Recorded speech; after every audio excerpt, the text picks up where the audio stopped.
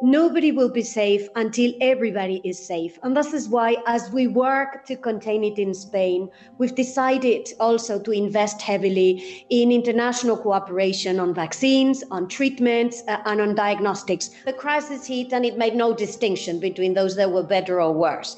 So the question now is, how do we manage this? Right now, we are at just over 4,000 deaths and just over 62,000 reported cases. We have provided $2,000 a month for Canadians who have lost their jobs because of coronavirus or who simply can't work because they're physically isolating, because their kids aren't in school. And more than 10 million people have applied for and are receiving that benefit. We just have to let the economy and society hibernate, but keep it alive and strong so that as we come out of lockdown, the economy and Canadians are able to come roaring back. A key consideration is to have measures that are long-term sustainable, that we can sustain them over time. We aren't using restaurants and we aren't shopping the way we were doing before.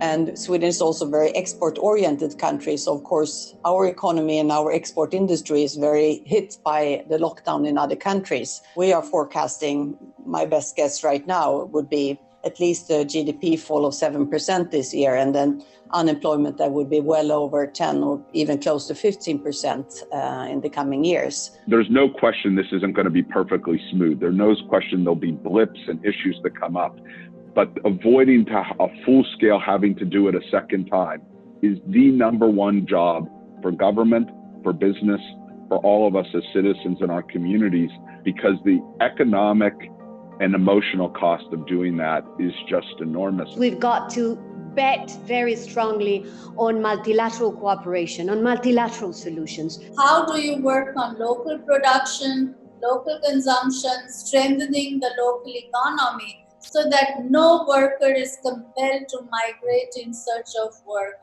And I think that is what the poor or the informal sector workers need. We need the best science in the world. We need the best manufacturing in the world.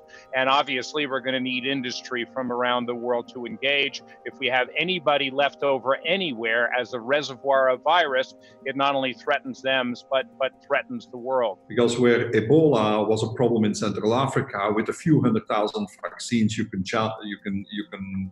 get it under control. Here you need billions of vaccines, and that's where, at the same time, is going to be important, as well as manufacturing capacity. And that's where industry comes in. It's going to take 2-3 years before many of the vaccines will reach any stage of being useful. The in-kind value that businesses can contribute, whether it's in innovation or in production or in specific technical skills or in orchestrating the incredibly complex elements that need to come together across government and business to get new medicines created, tested, approved, ensure they're safe, scaled, and distributed around the world.